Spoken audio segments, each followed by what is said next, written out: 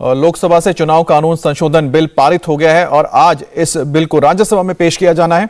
लोकसभा में हुए हंगामे को देखते हुए बीजेपी ने अपने राज्यसभा के सभी सांसदों को 3 लाइन की व्हिप जारी की है और सांसदों को दिन भर सदन में मौजूद रहने को कहा है। कांग्रेस ने भी अपने सांसदों को 3 लाइन का व्हिप जारी किया है और सुबह 9:15 बजे बीजेपी संसदीय दल की बैठक भी होनी है।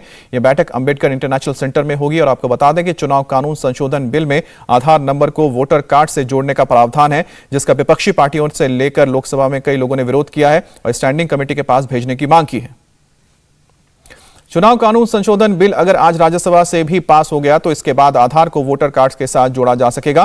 फिलहाल यह विकल्प स्वैच्छिक ही रहेगा, यानी यह वोटर तय करेगा कि उसको अपना आधार कार्ड जोड़ना है या नहीं जोड़ना है वोटर आई कार्ड के साथ। यह बिल पास होने से कई और बदलाव लागू होंगे, जैसे कि किसी व्यक्ति को 1 साल में 4 बार वोटर लिस्ट में अपना नाम जुड़वाने या कोई बदलाव कराने का मौका मिल सकेगा।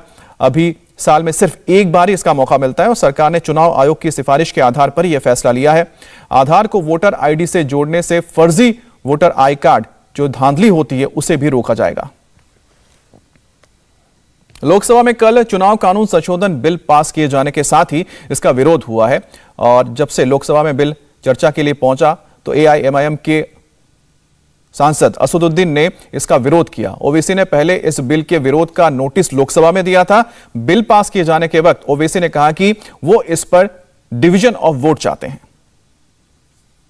This bill allows government the power to suppress, disenfranchise, profile voters and discriminate between beneficiaries of government schemes. It will end up violating the principles of secret ballot, universal adult franchise and free and fair elections. That is why, sir, I am asking for division, sir. I want division, sir.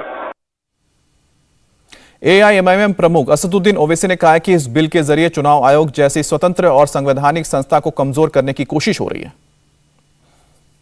आप इस तरह का कानून बनाना चाहते हैं इसलिए क्योंकि आप इलेक्शन कमीशन के जो कॉन्स्टिट्यूशनल बॉडी है उसका ऑटोनॉमी खत्म करना चाहते हैं, उस पर हमला कर रहे हैं। इसीलिए तो पीएमओ ने समन किया इलेक्शन कमीशन के ऑफिसर्स को, जिनको कोई अख्तियार नहीं समन करने का। वो एक इंडिपेंडेंट कॉन्स्टिट्यूशनल बॉडी है। अगर इस तरह का कानून बनेगा तो कल ये सरकार लोगों को उनका वोटर्स का रेशियल प्रोफाइलिंग करेगी, उसको सप्रेस करेगी, डिसएनफ्रेंचाइज करेगी और अपने कोर वोटर्स के लिए स्कीम बनाएगी, प्रोग्राम्स बनाएगी। इससे होगा क्या कि भारत की जो जमहूरियत है उसकी खूबसूरती, फ्री एंड फेयर इलेक्शंस है, यूनिवर्सल सफरेज, सब खत्म हो जाएगा। ये कांग्रेस के मनीष तिवारी ने कहा है कि सरकार को यह बिल सदन में ले आने का अधिकार ही नहीं है, यह सुप्रीम कोर्ट के फैसले के खिलाफ है। ये जो विधेयक है ये सरकार की लेजिस्लेटिव कॉम्पिटेंस के बियॉन्ड है। इसका बहुत बड़ा नुकसान भारत के लोकतंत्र को होने वाला है। अब चुनाव में वोट देना एक लीगल अधिकार है और इसलिए ये जो आधार एक्ट है इसके लेजिस्लेटिव कॉम्पिटेंस के बियॉन्ड है। इसलिए हम इस विधेयक की इंट्रोडक्शन का विरोध करते हैं और मंत्री जी से ये दरखास्त करते हैं कि इस बिल को वापस किया जाना चाहिए, because it is beyond the legislative competence of the government to interfere. India TV हर वक्त हर जगह डाउनलोड करने के लिए सर्च करें India TV news Google Play Store या ऐप स्टोर पर।